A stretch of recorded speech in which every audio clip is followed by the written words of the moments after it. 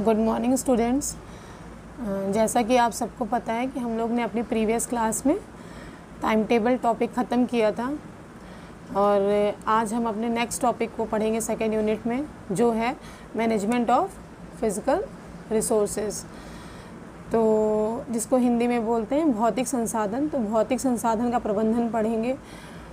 तो हम शुरू से पढ़ते चले, हमने मैनेजमेंट पढ़ा था तो मैनेजमेंट के मीनिंग में भी बताया था कि फ़िज़िकल रिसोर्स और ह्यूमन रिसोर्स के बीच में कोऑर्डिनेशन बनाना, ठीक है, का काम ही किसका है? मैनेजमेंट का है।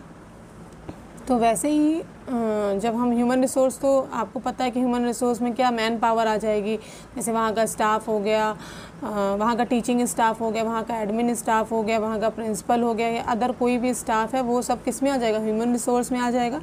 फिज़िकल रिसोर्स में क्या आ जाएगा? वहाँ का फर्नीचर, वहाँ की बिल्डिंग और वहाँ की लाइब्रेरी और वहाँ का प्लेग्राउंड, ये सारी चीज़ें किस में आ जाएंगी? फ़िज़िकल रिसोर्स में आ जाएंगी। तो जितना ही ज़रूरी ह्यूमन रिसोर्स है उतना ही ज़रूरी फ़िज़िकल रिसोर्स है।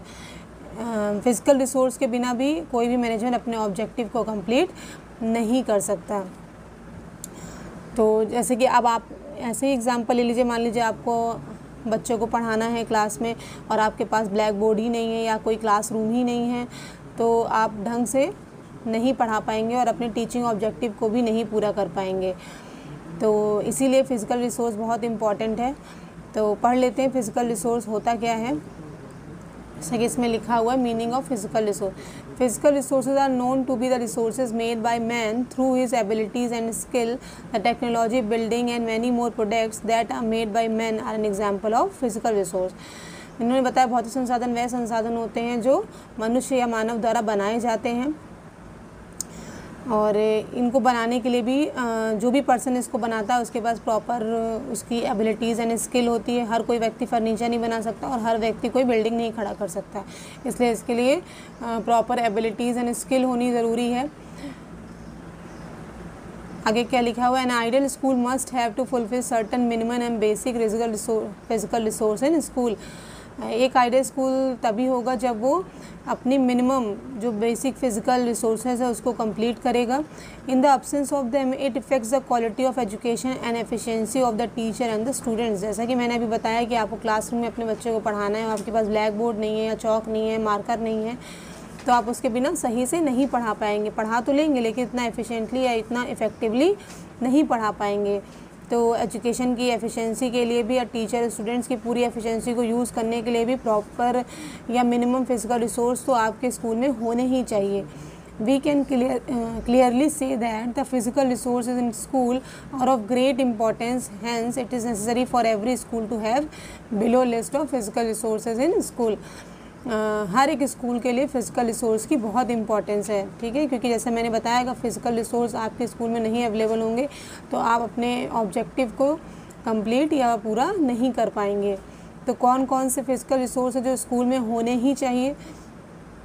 जैसे कि स्कूल बिल्डिंग हो गया, लाइब्रेरी हो गया, लेबोरेटरी हो गया, प्लेग्राउंड हो गया, हॉस्टल हो गया, स्टाफ रूम हो गया, क्लासरूम हो गया, चाइल्ड फ्रेंडली सिस्टम हो गया। ये सारी चीज़ें क्या हैं? Physical resource. इसके अलावा भी बहुत सारी चीज़ें हैं जो फ़िज़िकल रिसोर्स में आती हैं, जैसे फर्नीचर, जैसे मैंने बताया। तो ये तो मिनिमम है जो होना ही चाहिए।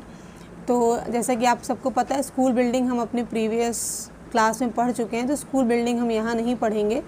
स्कूल बिल्डिंग आप वहाँ से पढ़ सकते हैं। नेक्स्ट अब हम लाइब्रेरी पे आएंगे कि लाइब्रेरी क्या होती है और लाइब्रेरी की क्या इम्पोर्टेंस है। पहला है स्कूल लाइब्रेरी, विद्यालय पुस्तकालय। तो आप सबको पता है, आप सबने लाइब्रेरी यूज़ की और आपके कॉलेज में भी लाइब्रेरी अवेलेबल है, तो आप समझ सकते हैं कि उस लाइब्रेरी का क्या यूज़ होता है। जो एक लाइब्रेरी होती है वहाँ पे बहुत सारी बुक्स का कलेक्शन होता है, डिफरेंट ऑथर के कलेक्शन होते हैं। तो इससे क्या कर सकते हैं? आप अपनी नॉलेज को इंक्रीज़ कर सकते हैं। तो पढ़ते हैं कि लाइब्रेरी होती क्या है। A school library is a place in the school where vast collection of academic both are kept. जो स्कूल लाइब्रेरी है उसमें क्या होगा? एकेडमिक बुक्स का वास्ट कलेक्शन होता है, रखा होता है। These books are made available to the student to increase the knowledge and understanding on various subject इन बुक्स के थ्रू स्टूडेंट क्या कर सकते हैं, अपनी नॉलेज को इंक्रीज़ कर सकते हैं। A school library plays a significant role in the life of student, बहुत महत्वपूर्ण रोल अदा करता है स्कूल लाइब्रेरी स्टूडेंट की लाइफ में, क्योंकि बहुत सारी चीज़ें लाइब्रेरी से बच्चे सीखते हैं। जैसे वहाँ पे डिसिप्लिन होता है तो उस डिसिप्लिन से भी बच्चे सीखते हैं। प्रॉपर एक सिस्टम होता है बुक को इशू कराने का, बुक को रिटर्न करने का, तो ये सारी चीज़ें बच्चे सीखते हैं लाइब्रेरी के through. It is the store house of knowledge, ये नॉलेज का स्टोर हाउस होता है, क्योंकि बहुत सारी बुक्स और बहुत सारी मैगज़ीन, जर्नल ये यहाँ पे अवेलेबल होते हैं बच्चे की नॉलेज को बढ़ाने के लिए। In library students can find books various subjects such as history, geography, environment, political science, literature etcetera. Student क्या कर सकते हैं, बहुत सारी बुक्स फाइंड कर सकते हैं लाइब्रेरी के अंदर, history, geography, environment, political science और literature. A school library is a library within a school where students, staff, often parents of a public or private school have access to a variety of resources. School library क्या है, जहाँ पे कोई भी व्यक्ति जाके access, मतलब school से रिलेटेड होना चाहिए वो व्यक्ति वहाँ जाके एक्सेस कर सकता है। वहाँ का स्टूडेंट हो गया, वहाँ का स्टाफ हो गया। The goal of the school library is to ensure that all members of the school committed have equitable access to books and reading to information and to information। Repeat हो गया है ये। तो जो स्कूल लाइब्रेरी का जो गोल होता है वो क्या होता है कि स्कूल के जितने भी मेंबर हैं वो इक्विटेबली, मतलब बराबर से, ऐसा नहीं है कि कोई टीचर का बच्चा है तो उसे ज़्यादा प्रेफरेंस दी जाएगी लाइब्रेरी में विज़िट करने के लिए, और कोई अगर नॉर्मल बच्चा है तो उसको एक्सेस करने में दिक्कत होगी, तो ऐसा नहीं है। कोई भी स्टाफ या कोई भी बच्चा जाके आराम से क्या कर सकता है, एक्सेस लाइब्रेरी में जाके कर सकता है।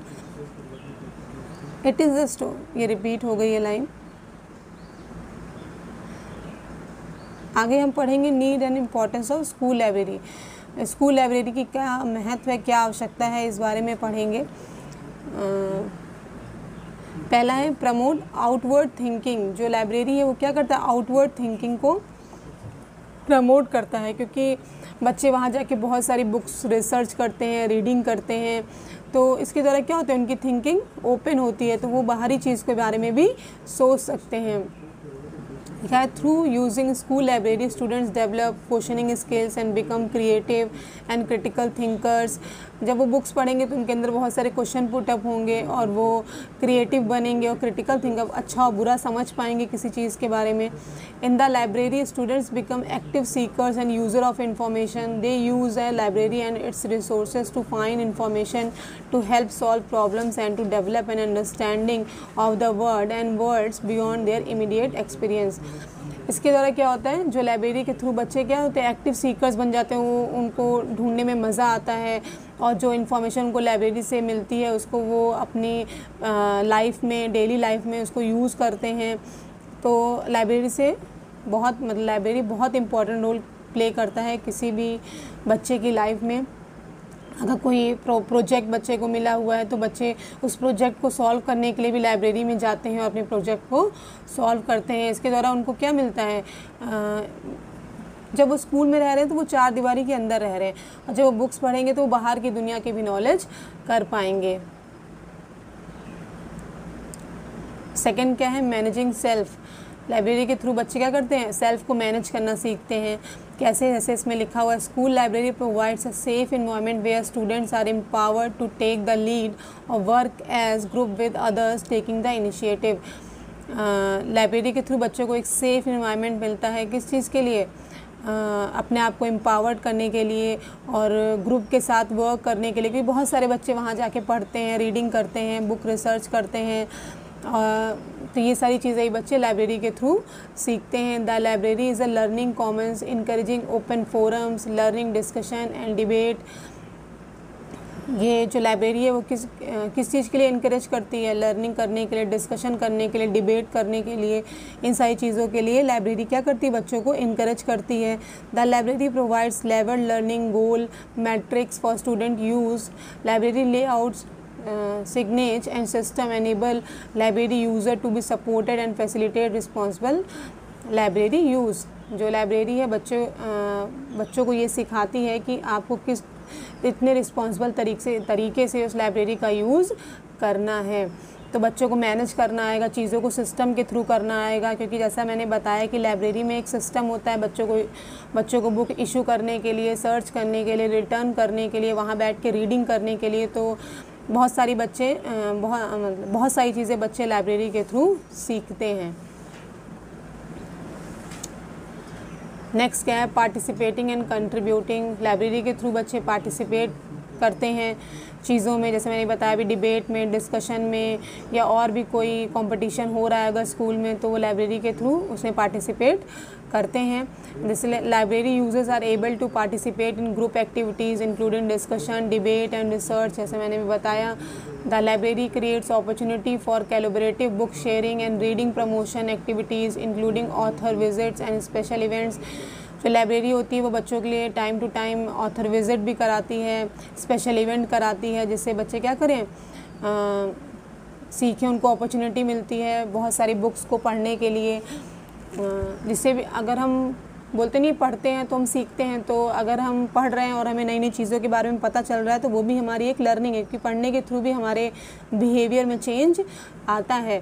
तो the library team maximise opportunity to promote the use of library facilities and resources and use their expertise to ensure that user needs are met. The library a centre for learning and cultural events. जो library है वो क्या maximise करती है opportunity को, कि बच्चे जो हैं वो ज़्यादा से ज़्यादा लाइब्रेरी को यूज़ करें, जो लाइब्रेरी की फैसिलिटी है, रिसोर्सेज हैं, उसको यूज़ करें।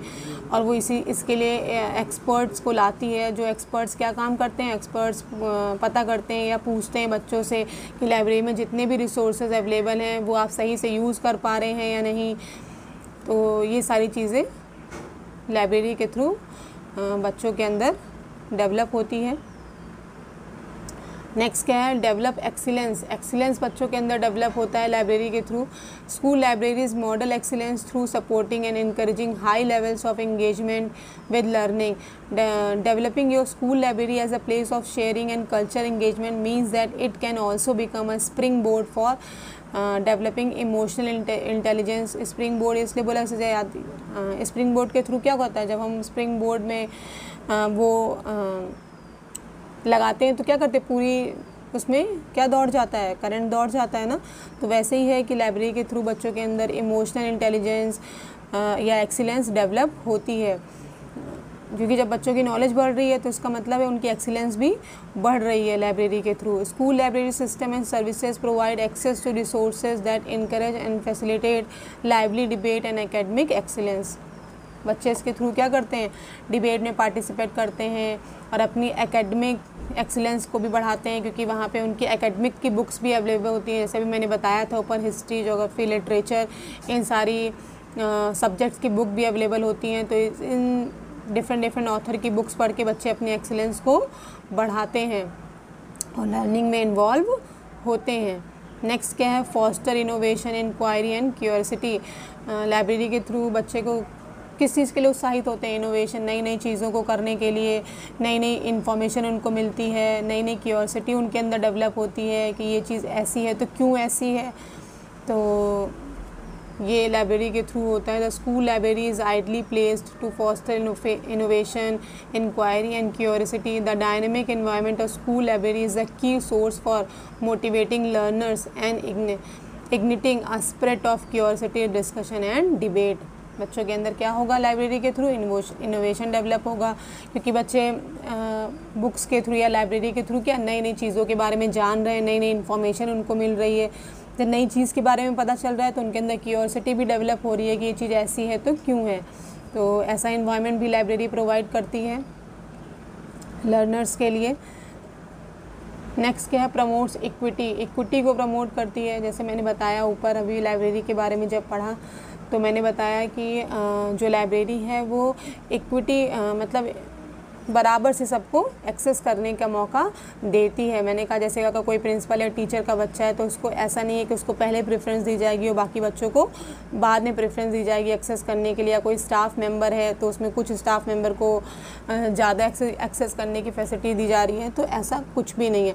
लाइब्रेरी में क्या बराबर तरीके से सबको एक्सेस करने की सुविधा होती है, क्योंकि सब इसके थ्रू बच्चों को क्या सिखाया जा रहा है कि हम सब बराबर हैं। तो libraries are founded on the principle of equity, इसी प्रिंसिपल पे चलती है, प्रिंसिपल ऑफ इक्विटी पे। The school library promotes equity through supporting the needs of all learners. जो लाइब्रेरी है वो सबकी नीड्स को, लर्नर जितने भी लर्नर्स हैं जो लाइब्रेरी के थ्रू लर्निंग कर रहे हैं उन सबकी नीड्स को सपोर्ट करती है। Providing services to all students and teacher, उस स्कूल में जितने भी स्टूडेंट्स और टीचर्स हैं उन सबको सर्विसेज प्रोवाइड करती है। Next, reflecting the language and cultures of the school community. जो लाइब्रेरी है वो क्या करती है, किसी भी स्कूल की लैंग्वेज और कल्चर्स को भी क्या करती है, रिफ्लेक्ट करती है। उस लाइब्रेरी के थ्रू हम वहाँ की लैंग्वेज को, वहाँ के कल्चर को क्या जान सकते हैं। नेक्स्ट क्या है, रिस्पेक्ट। लाइब्रेरी के थ्रू बच्चों के अंदर क्या, रिस्पेक्ट भी डेवलप होती है, क्योंकि जब आप लाइब्रेरी जाते हैं तो लाइब्रेरी में जाने से क्या होता है, जो वहाँ का लाइब्रेरियन होती है वो आपका स्वागत करती है, आपकी रिस्पेक्ट करती है कि आप आइए और अपनी नॉलेज को इंक्रीज़ करिए। वैसे ही बच्चों के अंदर भी वो रिस्पेक्ट डेवलप होती है उन लाइब्रेरियन के लिए या बाकी सब के लिए भी। तो library welcomes and supports all learners and the high value placed on education and learning encourage and grows respect. Library के थ्रू क्या हो रहा है, लर्नर्स को सपोर्ट किया जा रहा है और हर एक बच्चे की या हर एक लर्नर की नीड को सपोर्ट किया जा रहा है, इनकरेज किया जा रहा है। इससे बच्चों के अंदर क्या रिस्पेक्ट डेवलप होती है कि देखिए हमारी नीड को समझा जा रहा है तो हमें भी इसी तरीके से सबकी नीड को समझना चाहिए और सबकी रिस्पेक्ट करनी चाहिए। Library staff respect students individual choices in reading genre and format. They encourage diversity through selecting resources to match the different interests, cultures and language of their students। मैंने कहा कि लाइब्रेरी में डिफरेंट कल्चर्स के, different interest के, different language के लोग आते हैं, लाइब्रेरी में विजिट करते हैं और लाइब्रेरी क्या करती है, इन सब का ध्यान रखती है। इसीलिए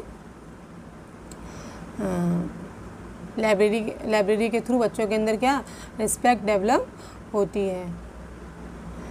प्रोवाइड्स इंफॉर्मेशन। नेक्स्ट है provide information, inculcates ideas and develops knowledge. The school library provides information, inculcates ideas and develop knowledge that is so essential to functioning successfully in today's information and knowledge based society. जैसे कि आपको पता है कि हमारी society में आए दिन कुछ ना कुछ चेंजेस होते हैं, तो इस लाइब्रेरी के थ्रू, जैसे आपको पता है कि लाइब्रेरी में एक न्यूज़पेपर का सेक्शन होता है जिससे हमें बहुत सारी इन्फॉर्मेशन मिलती है, बहुत सारे जर्नल वहाँ अवेलेबल होते हैं, बहुत सारी मैगज़ीन वहाँ अवेलेबल होती हैं। तो इसके थ्रू हम क्या कर सकते हैं, अपनी इन्फॉर्मेशन को बढ़ा सकते हैं, नए नए आइडियाज़ अपने दिमाग में ला सकते हैं और अपनी नॉलेज को तो डेवलप करते ही हैं। तो आज की सोसाइटी के लिए लाइब्रेरी हमें बहुत मदद करती है वहाँ सर्वाइव करने के लिए, क्योंकि बहुत सारी चीज़ें हमें लाइब्रेरी के थ्रू पता चलती हैं।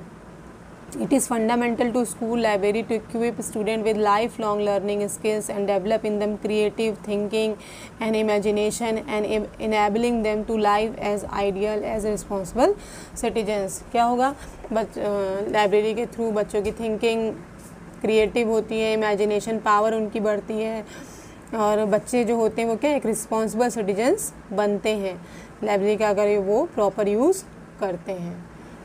अब नेक्स्ट है कुछ गाइडलाइन। तो guidelines for management of school library. अगर कोई भी स्कूल लाइब्रेरी को बना रहा है तो उसके मैनेजमेंट के लिए क्या क्या गाइडलाइन है वो हम पढ़ेंगे। पहली गाइडलाइन है create a whole school culture that values reading with the library.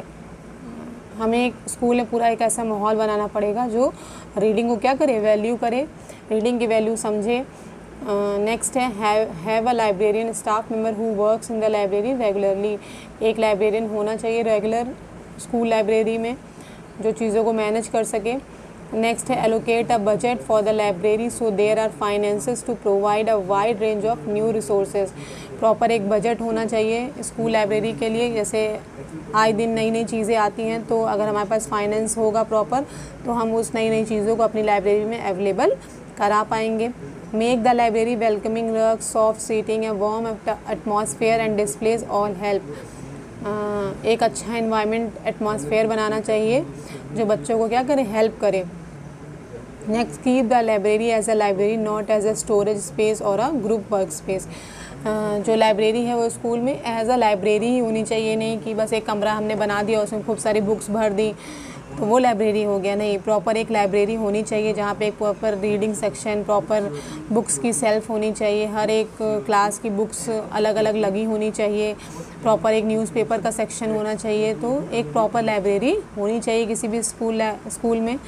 Make sure all school staff have knowledge of how the library works so that they can support people when they choose books and encourage reading for pleasure। तो हर एक school staff को क्या knowledge होनी चाहिए कि library कैसे works करती है, जिससे वो अपने बच्चों को क्या कर सके, नॉलेज दे सके या बता सके कि आप लाइब्रेरी जाएंगे तो वहाँ पे आपको कैसे बुक्स मिलेंगी, कैसे रिटर्न होंगी, ये सारे सिस्टम वो अपने बच्चों को बता पाए। Use a computerized library management system for purpose for issuing, teaching, information skills and tracking reading।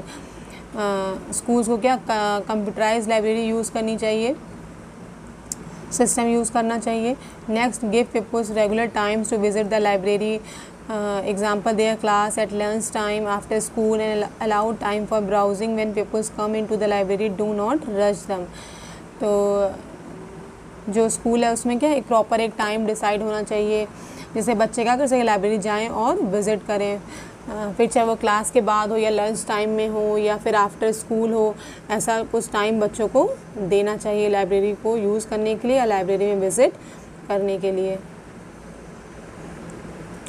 Next हमारा फिज़िकल रिसोर्स है लेबोरेटरी या प्रयोगशाला। लेबोरेटरी भी साइंस के बच्चे तो अच्छे से इससे रूबरू होंगे लेबोरेटरी से। लेबोरेटरी में क्या करते थे बच्चे जाके, जो हम प्रिंसिपल थ्योरी सीखते थे वो हम प्रैक्टिकली जाके लेबोरेटरी में करते थे। तो पढ़ लेते हैं लेबोरेटरी से क्या होगा, बच्चे प्रैक्टिकल में चीज़ें सीखते हैं, खुद से करके चीज़ें सीखते हैं लेबोरेटरी में, प्रयोगशाला में। Every school has laboratories where students can perform research, experiment or even learn new things with the help of internet facility। जो लेबोरेटरी है या प्रयोगशाला है उससे क्या करते हैं बच्चे, नई नई चीज़ें सीखते हैं, क्योंकि लेबोरेटरी में भी क्या होता है, रिसर्च होते हैं। बच्चे रिसर्च ही तो कर रहे हैं, कोई प्रैक्टिकल कर रहे हैं तो वो रिसर्च ही करना कहलाता है। तो उस रिसर्च के थ्रू वो नई नई चीज़ें सीखते हैं। This helps student to remember the studies in a better way by conducting their own experiments. बच्चे क्या करते हैं, बच्चों की स्टडी और बेटर वे से हो पाती है क्योंकि बच्चे खुद अपना एक्सपेरिमेंट करके सीख रहे हैं। It gives students first hand experience and offers better opportunity for learning. एक बेटर अपॉर्चुनिटी अवेलेबल कराती है बच्चों को क्योंकि बच्चे खुद डायरेक्ट जाके क्या करते हैं, प्रैक्टिकल करते हैं। A laboratory is not a contest whose object is to get the right answer but the purpose is to learn how to gain knowledge, how to observe and to learn the meaning of what happens. जो laboratory है उसका ये मतलब नहीं है कि हमने research किया और उसके बारे में हमें बस आंसर मिल गया। लेबोरेटरी के थ्रू या प्रयोगशाला के थ्रू क्या करते हैं बच्चे, नॉलेज गेन करते हैं। उन्होंने कोई प्रैक्टिकल किया कि उन्हें पता चला कि ये कैसे हुआ, तो और क्या ऑब्ज़र्व करते हैं चीज़ों को और क्या करते हैं, ये पता लगाते हैं कि जो हुआ है वो कैसे हुआ है, उसका मतलब क्या है। Next, school labs are great place for students which help them enhance their learning by understanding the theoretical concept of science which are taught in classroom। तो जो स्कूल लाइब्रेरी है, स्कूल लैब है, उसके थ्रू क्या होगा, बच्चे क्या करेंगे, अपनी लर्निंग को इन्हेंस करेंगे और जो थ्योरी कॉन्सेप्ट उन्होंने अपनी क्लासरूम में पढ़ा है उसे प्रैक्टिकली जाके उस लैब में कंप्लीट करेंगे और सीखेंगे। कई लोग तो ऐसा भी मानते हैं कि क्लासरूम की नॉलेज से अच्छा है जो लैब में बच्चों को नॉलेज दी जाती है वो ज़्यादा बेटर होती है, वो ज़्यादा बच्चों को हेल्पफुल होती है उनके बिहेवियर को चेंज करने के लिए या उनके डेवलपमेंट के लिए। नेक्स्ट है रोल ऑफ लेबोरेटरी। क्या रोल है लैब का? Laboratory is a belief that laboratory teaching and experiments that are being conducted to help encourage deep understanding in children। इसके थ्रू क्या होगा, बच्चों के अंदर डीप अंडरस्टैंडिंग आएगी क्योंकि बच्चे खुद से कर रहे हैं प्रैक्टिकल को। Children are able to retain the knowledge for longer when they see the experiment being performed in front of their eyes। बच्चों टीचर कभी कभी सबसे पहले तो टीचर करके दिखाता है एक्सपेरिमेंट को, फिर बाद में बच्चे उसी चीज़ को करते हैं। तो जब बच्चे उस चीज़ को देखते हैं तो अब हम लाइवली किसी चीज़ को देख रहे हैं तो हमारे दिमाग में ज़्यादा दिन तक रहती है। The role and importance of a laboratory is given below. क्या क्या इम्पॉर्टेंस है लेबोरेटरी की वो हम जान लेते हैं। पहली है प्रमोट प्रैक्टिकल एबिलिटी। हमने कहा ना, क्योंकि बच्चे इसमें क्या प्रैक्टिकल खुद से करते हैं, खुद से एक्सपेरिमेंट करते हैं, खुद से रिसर्च करते हैं, खुद से नॉलेज गेन करते हैं, समझते हैं चीज़ों को। तो practical ability to do experiments and analyse data is usually acquired through practice and experience. Practice is very important in learning any new discipline. तो प्रैक्टिस क्या है, जैसे आप मान लीजिए हमने कोई भी प्रैक्टिकल किया तो उससे क्या होगा, बच्चे खुद का एक्सपीरियंस ले रहे हैं, खुद उस चीज़ को ऑब्ज़र्व कर रहे हैं सामने से, अपनी आंखों के सामने से। तो बच्चे जैसे खुद से उन्होंने रिसर्च किया तो खुद से वो डाटा कलेक्ट करेंगे, खुद से वो डाटा एनालाइज करेंगे लैब में। तो बच्चों की क्या प्रैक्टिकल एबिलिटी बढ़ेगी, इन्हेंस होगी। तो लैब के थ्रू क्या होता है, प्रैक्टिकल एबिलिटी को प्रमोट किया जाता है। नेक्स्ट क्या है, create educational values. Education values को डेवलप किया जाता है। कैसे, laboratory method which provides the activeness of the students carries great value in terms of education.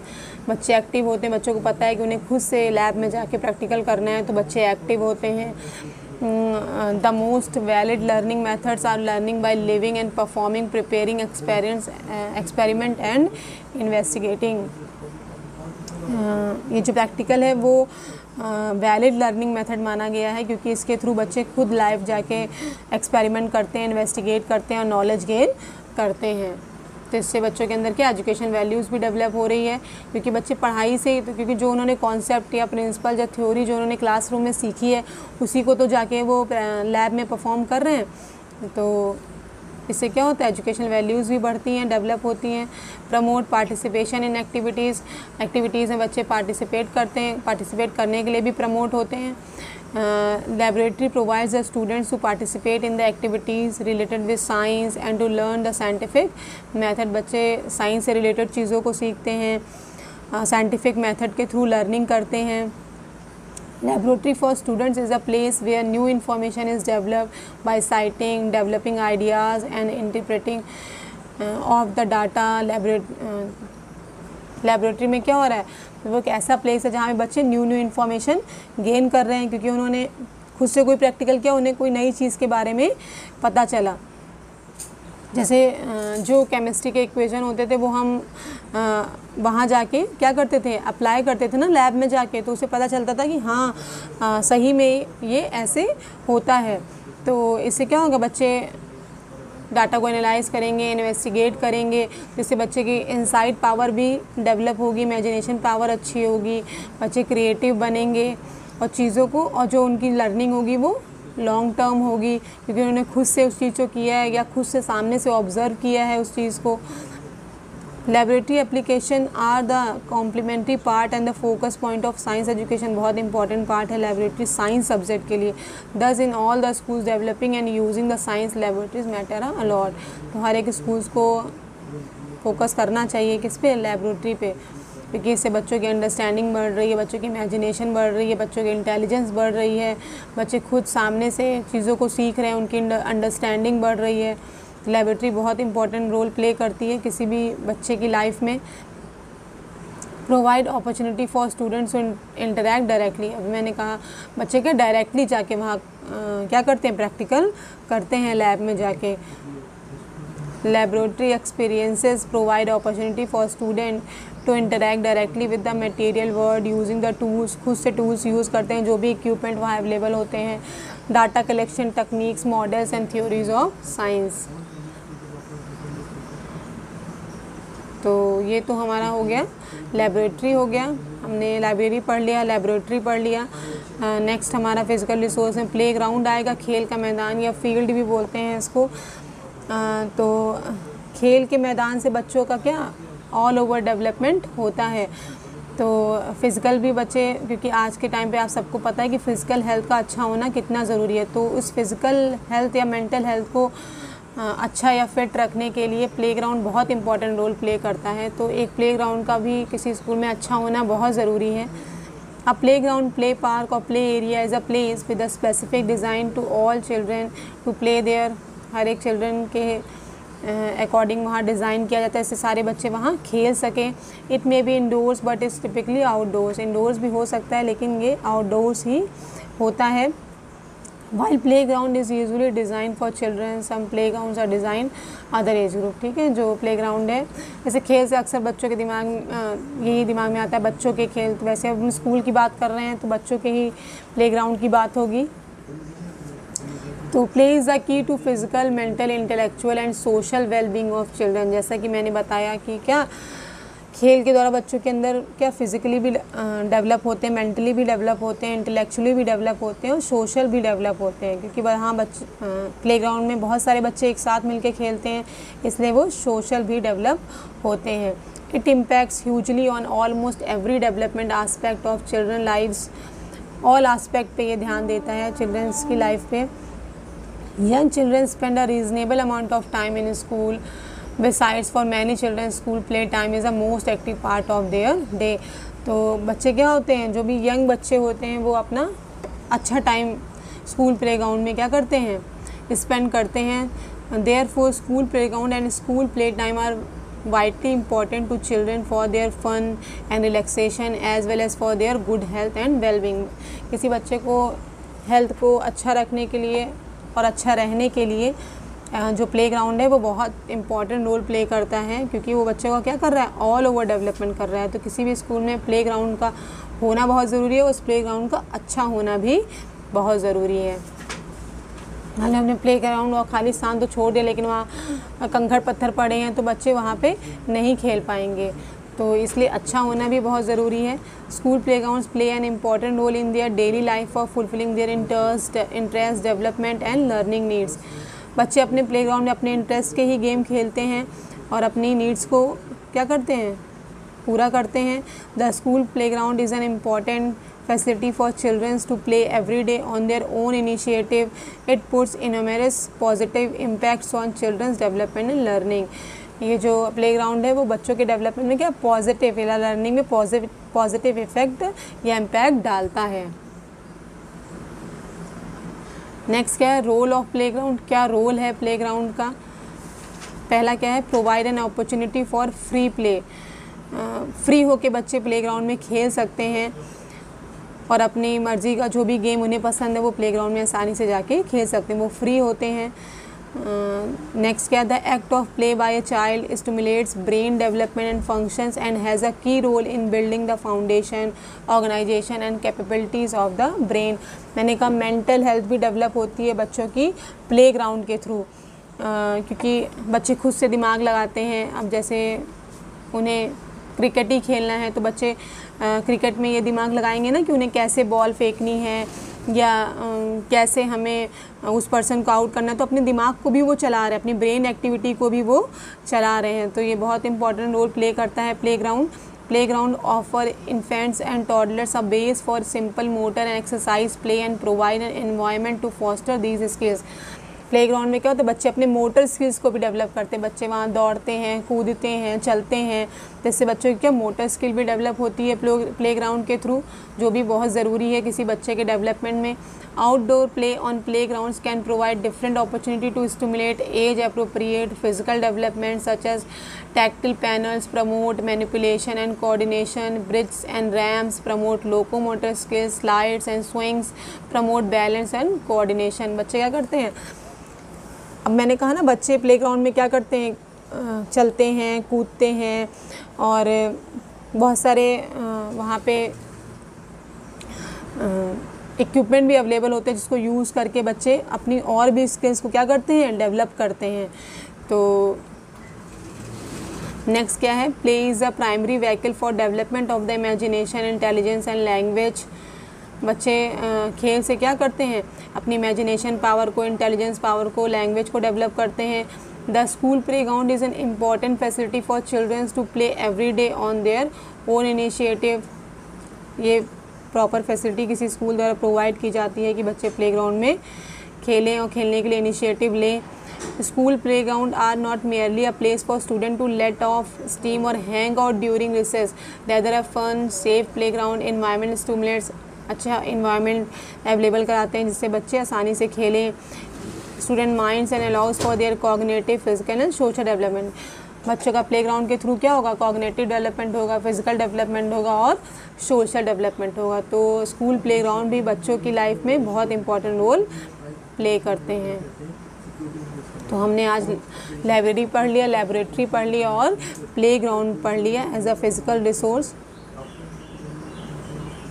Thank you class.